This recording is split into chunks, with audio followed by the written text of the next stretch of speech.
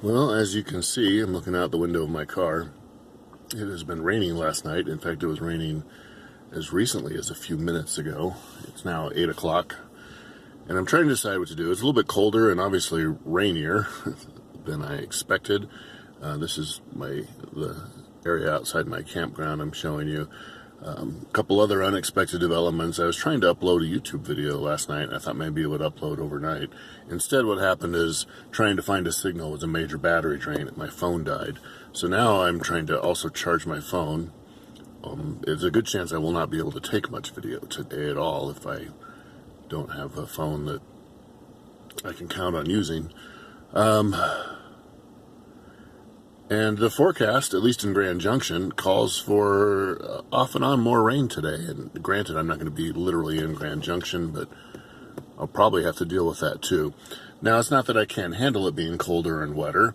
I'm prepared for that, but I was prepared for that as an eventuality that I didn't expect to actually happen, but I just wanted to be prepared in case I got caught off guard. It's a little different to know ahead of time that it's going to be cold and rainy, and you're going to be wandering around in the backcountry. Now, if I were going to do rattlesnake arches, I probably should have already left. I pretty much decided I don't want to do that, especially with this weather. On the other hand, I did sleep very well last night. I took some actual sleeping pills and knocked myself out pretty good, so I'm feeling pretty good right now. Last night after I took my last video, I actually booked it back to the car pretty quick. It looks like that hike that I did yesterday to Echo Canyon was about 3 miles round trip. And because I added that to the Devil's Kitchen, that ended up being about a 5-mile hike. And then in addition to a 1 mile round trip Window Rock, 1 mile round trip Ring Rock Trail, and probably another mile, the cumulative of all the other stuff I did. I ended up walking about 8 miles, and I did not feel really very sore or anything. Oh, and I forgot, I also, after I took my last video, I went into town, because I had to go through town anyway to get back from the Grand Junction entrance to the Fruta entrance. So I stopped at Taco Bell, ate some dinner there instead of cooking the stuff that I had, and thought maybe I could load my YouTube video on the Wi-Fi, and it was really slow. I would have had to sit there for hours, and I didn't want to do that. But then while I was out doing that, I drove by the cutoff road that heads towards some of the, is it the Black Ridge Wilderness, or is it I don't know, it's the place where, among other things, the Rattlesnake Arches trailhead it would be. So I drove out there on that road, explored it, and I actually found this area, and it seen it on my map, but I hadn't really paid much attention to it, and it's called the Fruta Paleo area. Because I am an amateur dinosaur enthusiast and know a fair bit about dinosaur paleontology, I've kind of taught myself how to read the technical literature and understand what I'm reading, just because I'm that interested in it. I stopped there and walked around. I probably did another mile or so. I tried to find the dinosaur fossil. Unfortunately, I stopped kind of late, and the sun was behind a ridge, and it was getting dark, and it was cloudy. So I was walking pretty fast. I was really kind of booking it up and down these little hills and stuff. And the trails were not super good over there. I did not ever actually find the dinosaur fossil site, I don't think, although just walking around the trail, you could see little chips and shards of what looked like some kind of fossils, either petrified wood or bone. It was all kind of just broken up in little chips and shards. It was kind of all over the place. And it looks like it's the site where Fruta champsa was discovered, which is a small dog-sized cursorial crocodilian from the Jurassic era. There was like this interpretive trail, but the interpretive stuff was really kind of dumb. It didn't say very much, and what it did say was, I didn't need to read that. I was well beyond what the kind of stuff it was saying.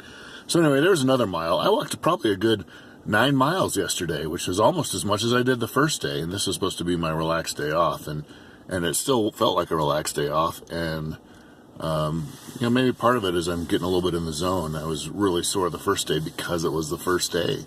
And now the second day I'm feeling better. But I'm still not up for a 14-mile round trip or at least 14-mile round trip to do rattlesnake arches. I just don't think I want to do that, especially if I'm going to be potentially caught in off and on rain while I'm hiking it.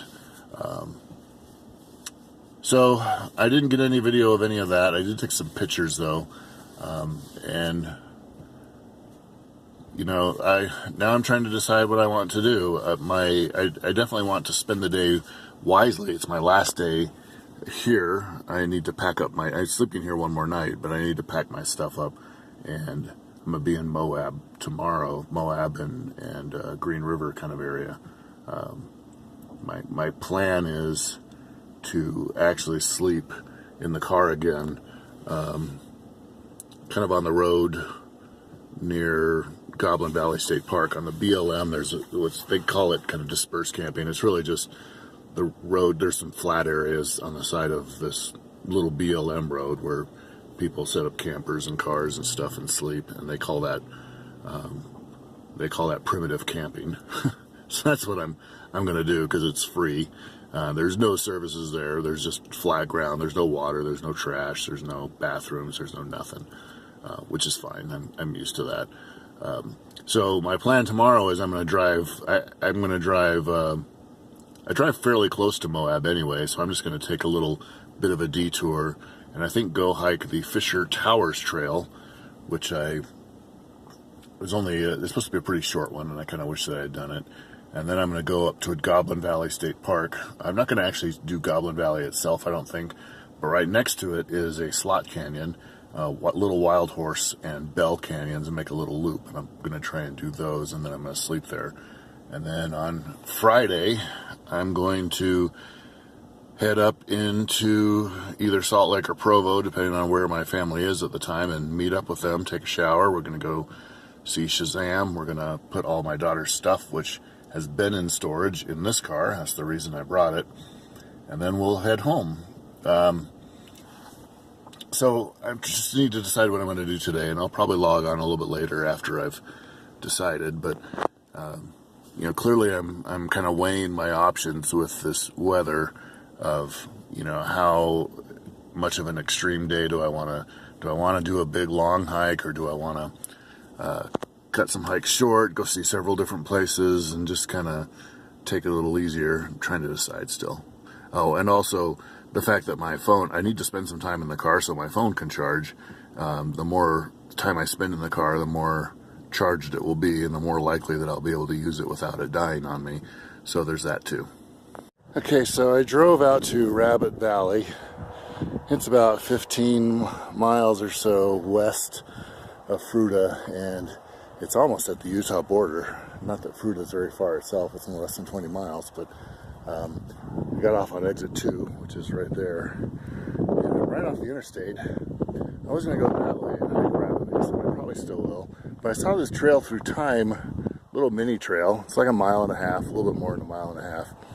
And I thought it'd be fun to do, and sure enough, I've already been on it for a while. This is all going through the Morrison Formation, and I have already seen dinosaur skeletons that they left out there for people to see. There's a Camarasaurus, a juvenile Camarasaurus. There's much of the neck vertebra and a little bit of a scapula that's left exposed, and there's an interpretive sign that tells you what you're looking at in case you can't figure it out. And there's more as I go through this area, so I'm kind of enjoying this. This is a good warm-up before I do Rabbit Mesa, which I think is about a 700-foot climb, so I'm giving myself a bit of a workout today, although it's a relatively short hike, and once you get up to the top, you just kind of circle around and then come back. But so you can see the weather's still kind of iffy. There's some rain in the distance, but then there's also some sun poking through in other spots. It looks really dry here, though. I don't think it's rained at all here. Looking that way, you can see little Salls in the distance. That's looking into Utah. Looking this way, you can't see it because this is in the way, but this is the direction of Colorado National Monument and the Black Ridge Wilderness, which is immediately to the west of Colorado National Monument, kind of west and a little bit north. And it's a big area. I think it's at least as big as the monument, maybe even larger. And that's where I was going to do a little bit of hiking, and I probably still will later today. Okay, I'm a little more secluded here. The wind's not so strong, and I can't hear the freeway quite as much. This is very fascinating terrain, very different from the look how green the rocks are. And that's not because of lichen or anything growing on them, it's actually green. And then there's these other rocks that have this desert varnish on them. Makes them look black, and it's very interesting up here. Right here we have the portion of a backbone of a juvenile Diplodocus just sitting here poking out of the rock. There's a few more scattered bones up this way. Looks like these animals were probably buried in flash floods. It doesn't mean they died in flash floods, but it does mean that they were buried in them, which apparently were kind of common during the Morrison, or common enough. That's where most of the fossils were formed, is when there were big flash floods, that kind of the river valleys, which is where the Morrison back then was semi-desert, but they had these river valleys which were green and fertile, and that's where a lot of the animals lived, instead of kind of out in the drier savannas. And so when there were big floods, like the whole valley would just kind of go underwater sometimes, and a whole lot of animals would get killed at once and drowned and buried under muddy water that settled into silt and eventually became fossilized. Alright, I'm up on top of, well, not on top, but I'm getting close to the top of Rabbit Ears Mesa. You can see it over this way. This has been an interesting hike. This is just this isn't the spectacular desert scenery. This is just your everyday desert scenery that makes up much of the West. And yeah, to me, it's just beautiful. Unfortunately, there's I-70, and I've never not heard the traffic the entire time I've been hiking, even though I've actually seen nobody, and I've been on these dirt roads for several miles to get me here, but have no traffic. I really am kind of in the middle of nowhere, but then there's I-70. So I'm going to go on to the top of the mesa. This is a little bit bigger hike than I thought, almost 6 miles with 700 feet of elevation gain. And as you can see, much of it I've already done. I'm quite a bit higher than the level of the interstate already. But there's a loop up there around the mesa. So, in fact, that's most of the hike is the distance is the loop, but it's really flat. In the meanwhile, I've got these nice views, and I'm sure I've got more coming too. Well, I should be pretty close to the top now. I've done a fair bit of walking. I can still see it's a little bit higher up there, although it looks very flat on the topo maps. It doesn't look as flat in real life, so I don't know if I go all the way up or what. Anyway, I'm stopping to take a little break. This has been pretty non-stop climbing, and like I said, I've probably done most of it, 6 of the 700 feet, I would guess. So I'm going to take a little break.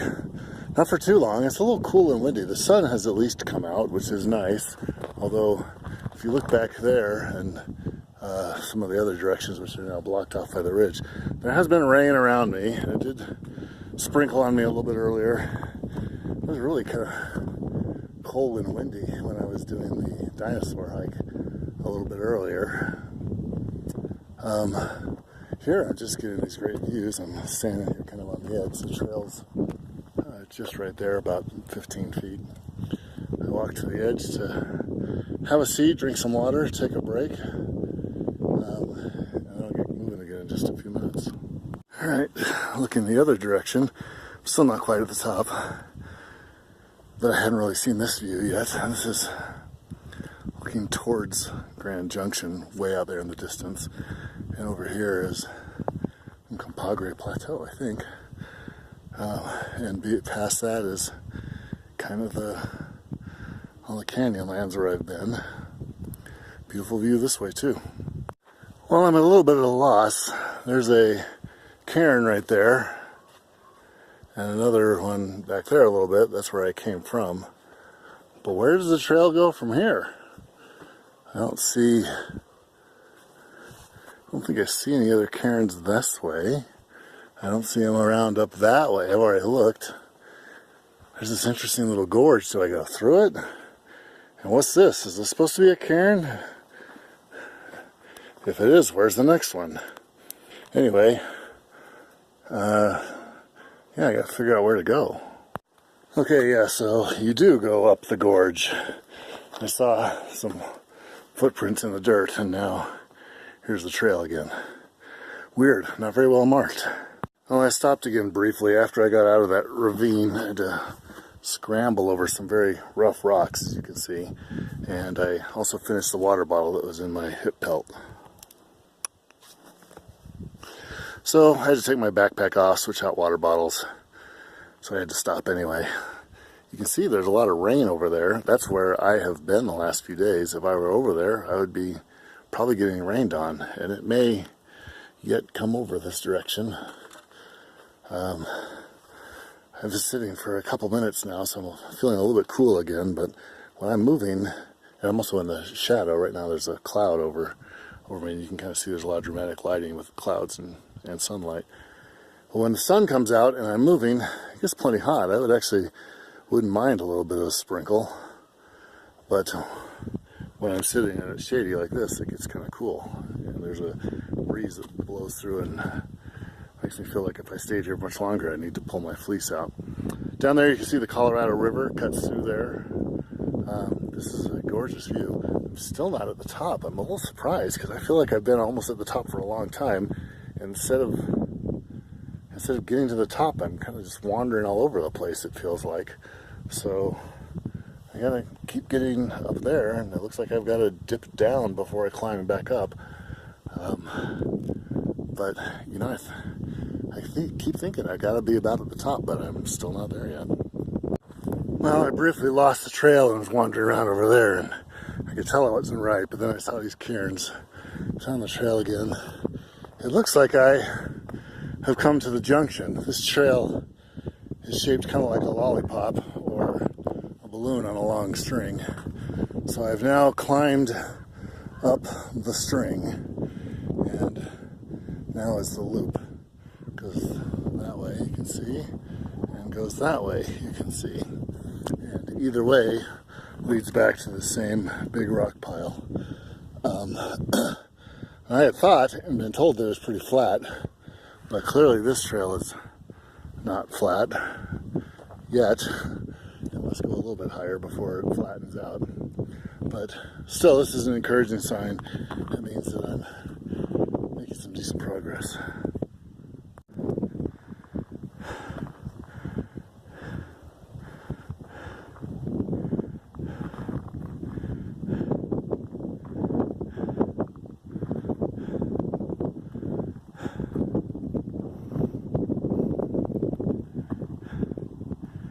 Actually, still not quite at the top. I underestimated how far this was, and it's been a lot of work. I knew it was going to be, but I'm feeling pretty beat now that I'm near the top, and that may impact my plans for the rest of the day. This was a good workout, so I might want to take it a little bit easier the rest of the day after this. The Colorado River cutting through the territory up here. I've been relatively flat now for a while. It still angles up slightly as I get to the far end of the mesa, but I am pretty much on the top of it, and it's been flat and it's been nice.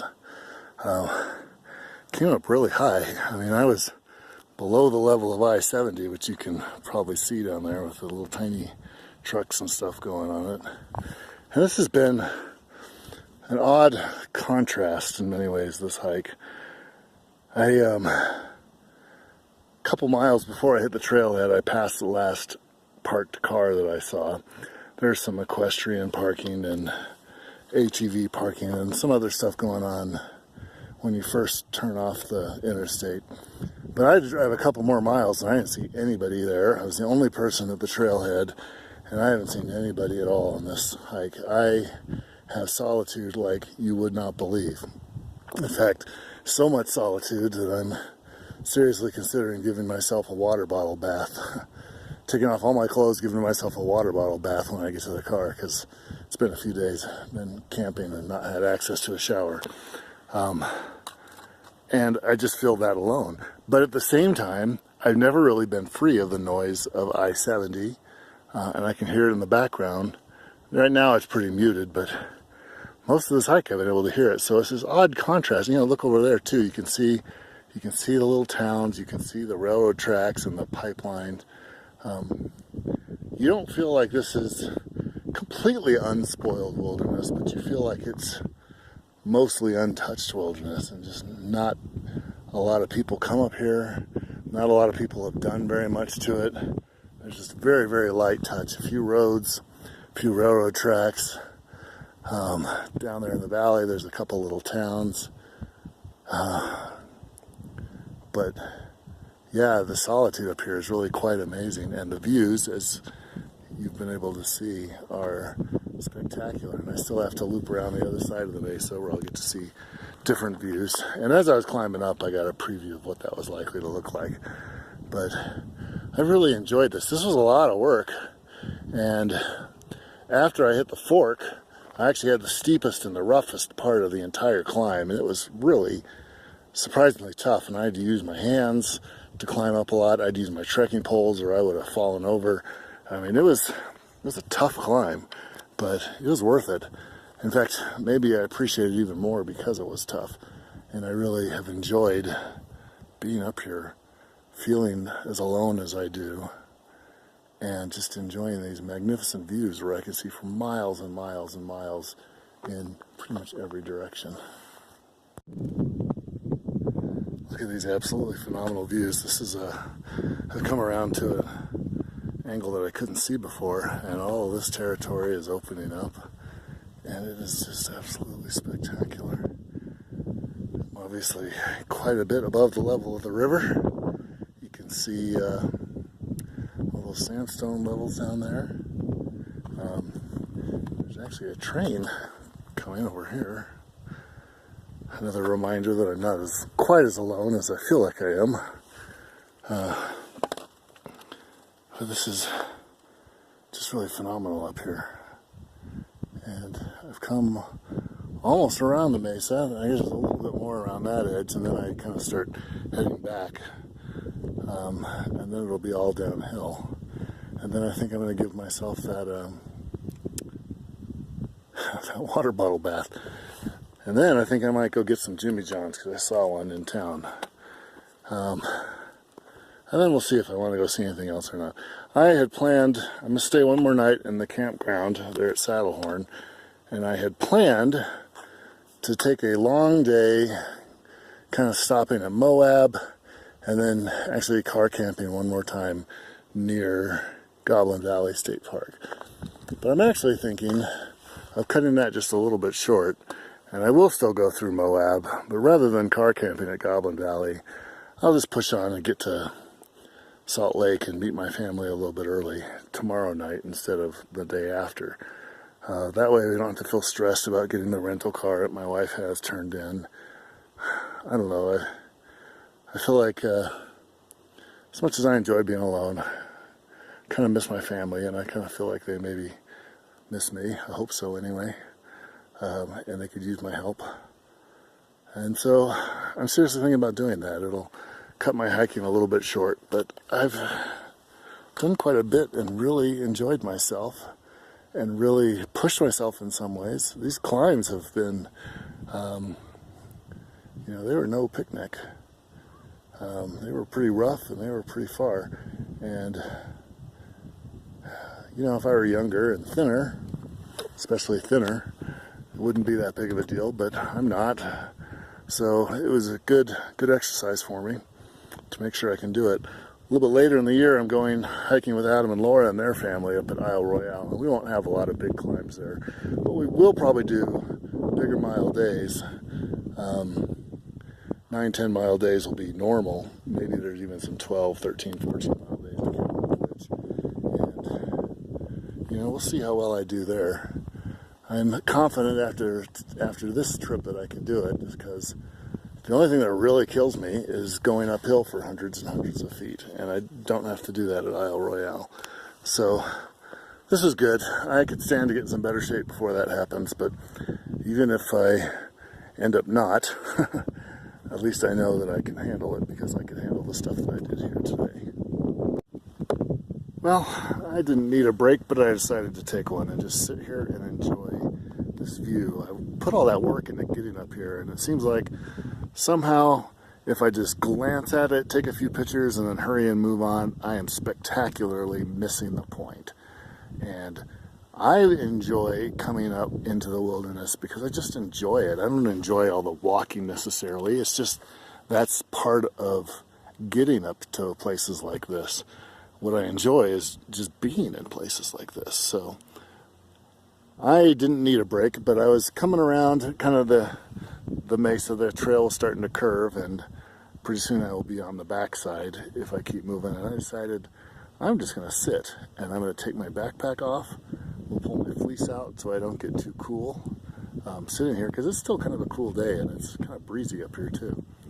And I'm just going to sit here for a while. And if it ends up being half an hour, if it ends up being an hour, I don't think it'll be an hour, but if it ends up being half an hour, yeah, so what? This is what I came here for, right? So I'm going to enjoy it, and this is just really spectacular. I am just loving this. I just love watching the patterns of the shadows of the clouds as they move across the landscape, and the contrast of the sunny and the shadowed parts as it moves and changes. I mean, I could sit and watch this for quite a long time and never get bored. It's just wonderful up here.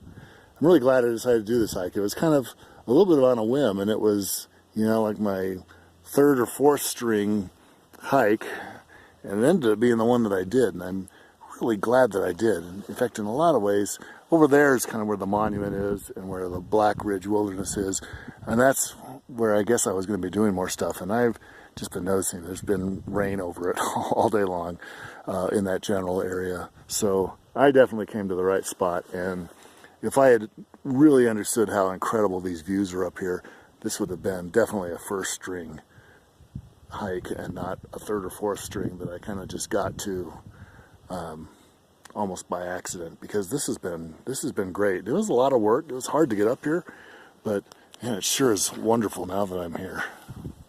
Really have finally come to the end of the mesa and the end of canyon country. This looks very different on this side.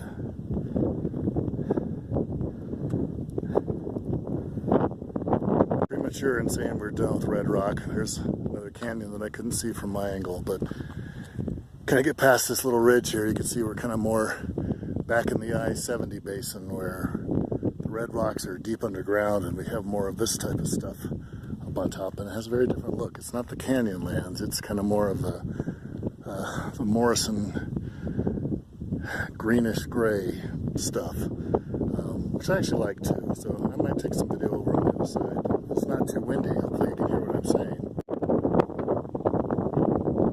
Rabbit Valley. Well, they did some interesting math at the trailhead. They said this was a 5.6 mile hike. In reality, there's 5.6 miles of trail. There's a 4-mile loop and a 1.6 mile connector. Which means that if you only hiked 5.6 miles, you'd be on the saddle over there where the junction is, and the loop and the connector all come together. So this is a 7.2 mile hike, which is bigger than I thought. Anyway, on this side I'm starting to get some weather. I've had a lot of wind. This rain kind of is blowing in. It's sprinkling on me a little bit right now, although as you can see it's obviously spotty. See now the sun's coming out. So I've kind of just been in the zone walking. Haven't really looked at the views very much this direction. Thought I'd stop and take a video real quick. But like I said, I kind of need to get back now. Not only am I getting kind of tired and footsore, but I'm a little worried about being caught out in the rain. And I do have my rain jacket with me, but I don't really want to get caught in the rain. That doesn't sound very fun. Anyway, I'll keep moving now. Okay, over there is the saddle where the trail joins. You can kind of see the trail along the side. Still got a good 2 miles to go. This has been a long hike. I'm feeling really tired. So I'm thinking, so if this is 7.2 miles is what it ends up being, and I walked at least 1.5 miles, maybe closer to 2 earlier today. Even on my so-called relaxed, not doing big death march days, I'm still doing 8-9 miles. On my bigger one, I did 11. Really not much different. So no wonder I'm really kind of feeling tired, especially now it's the 3rd day in a row that I've done it. So anyway, yeah, it's very pretty up here still. The rain hasn't really materialized too much, but it's been really windy. Hopefully you can hear me and my voice isn't drowned out by the wind.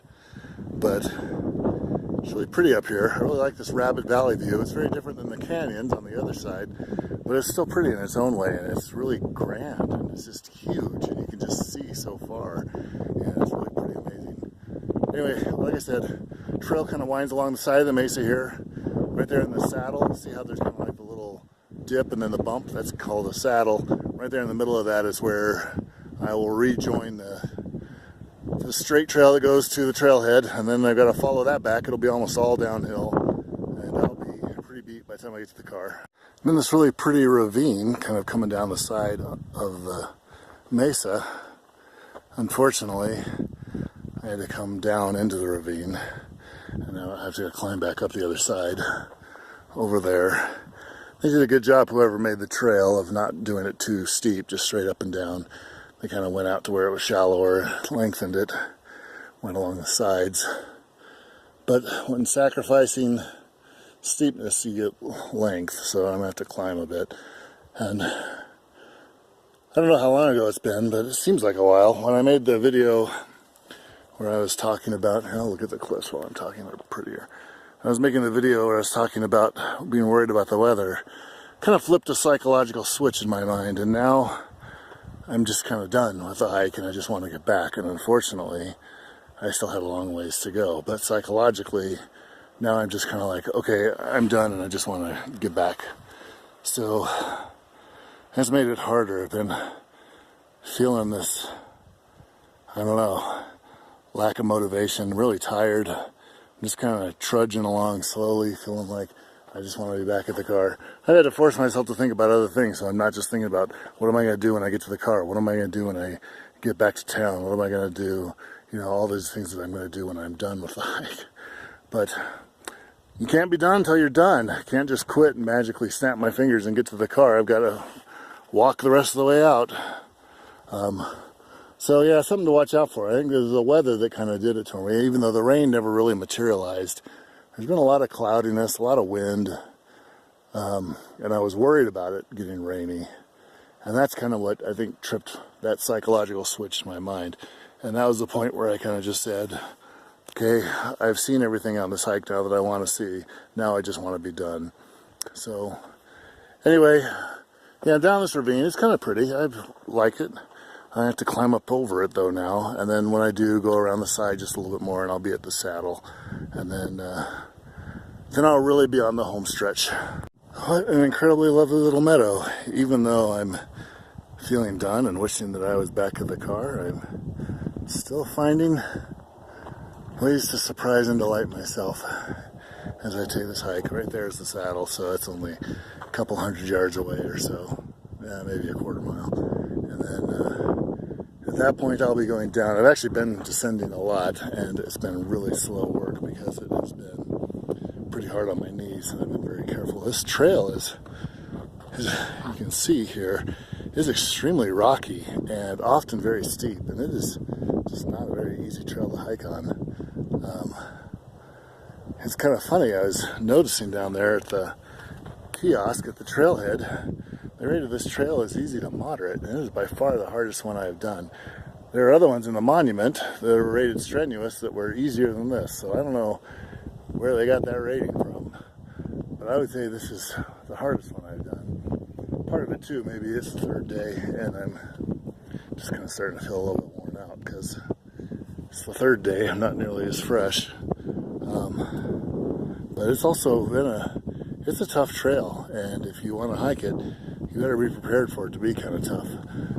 It doesn't mean it's not worth it, because it absolutely is. It was probably my favorite moment of this entire hiking trip, was sitting up there on with that view of the canyons from up above. and just sitting there relaxing for half an hour or so. That made the whole trip worthwhile just by itself. But keep in mind, this is a challenging hike. The route finding is challenging. Even finding the trail sometimes is difficult. And it's a difficult trail. It's rocky and lots of ups and downs, and often very steep ups and downs. And if I didn't have trekking poles, I might have tumbled and tripped a couple times, because it's easy to lose your balance on a trail like that. You got to be really careful.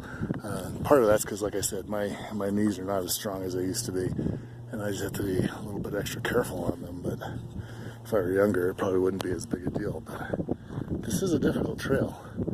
I highly recommend it, but be prepared for it. Well, it's my last night at Saddlehorn Campground in Colorado National Monument. In the morning, I don't think I'll be in any particular hurry, because I'm scaled back my plans for tomorrow considerably.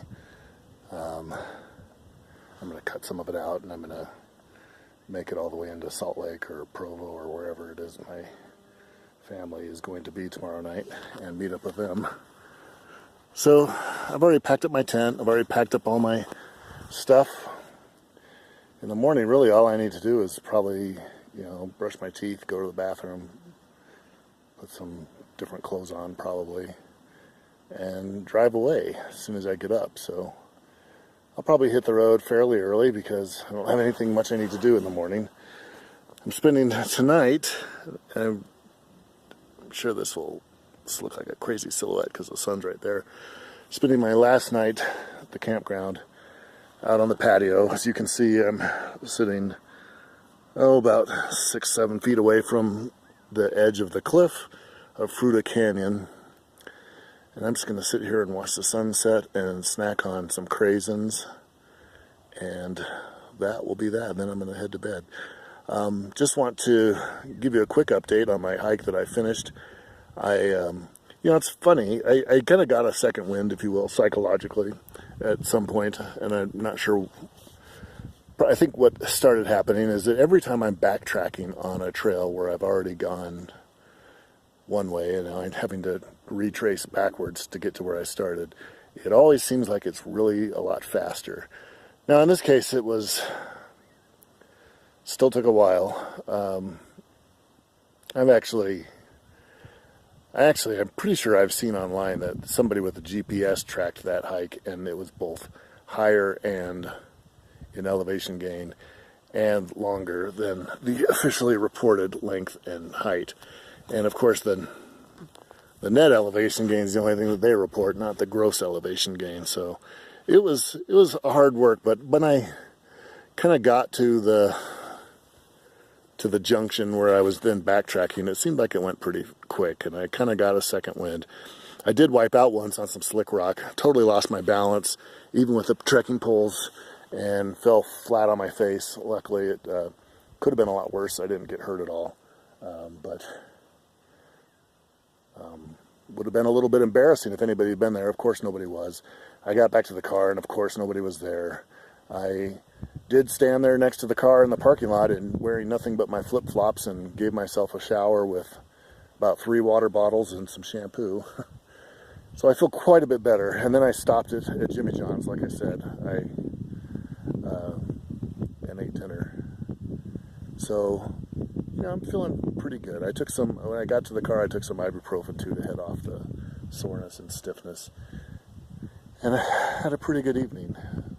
I do recommend that hike. I know I kind of made it sound like it was difficult, and I'm doing that only to say that it was more difficult than I expected. I think that the difficulty is understated by the Bureau of Land Management. It was a difficult hike, but it was absolutely worth it. It was still, I think, one of my favorite things that I did, and I even enjoyed the challenge, even though I recognized at the same time that it was very challenging. But those views up there at the top, looking out over the canyons from high above them, I am certain that is my favorite moment of this entire trip, and it's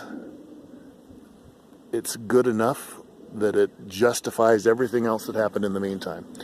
So tomorrow I'm going to drive. I think I'm going to skip Moab entirely, but I'm going to drive from here to, and I don't really need to. I think I still have half a tank, but I'm probably going to get gas here just so I don't have to worry about it for a while on my way out of town. And I am gonna take a slight detour for Goblin Valley State Park, but I'm not going to go to the park itself. I'm going to do the Little Wild Horse and Bell Canyon Loop, which is just outside the park on some BLM land. It's a slot canyon. It's 2 slot canyons that are looped together. So I'm going to do that, I think, and then I'm just going to head up to Provo or Salt Lake or wherever it is exactly that they're going to be, and I'm not sure exactly where they're going to be. And then get to see my family again on Thursday night instead of Friday evening or afternoon sometime. Really wasn't sure what time I was going to be in on Friday. And I'm not actually cutting much out by doing this. It's another night of sleeping in the car. Well, whoop-de-doo, I could sleep in a hotel and take a shower. That's fine. And a single hike that I was going to do at Moab. I was actually going quite a bit out of my way to do that. At least a couple hours of extra driving plus the extra hike. I think I'm going to save that for a trip when I specifically go to Moab, and I'll do it then. But anyway, this is the end. I might do a quick video for tomorrow's Slot Canyon hike, but I'm really pretty much done with the hiking portion of my trip, and so after that, it's hanging out with my family, going to general conference, and heading home. And I don't think I will be taking any video of most of that. Anyway, we'll see you later. Good night.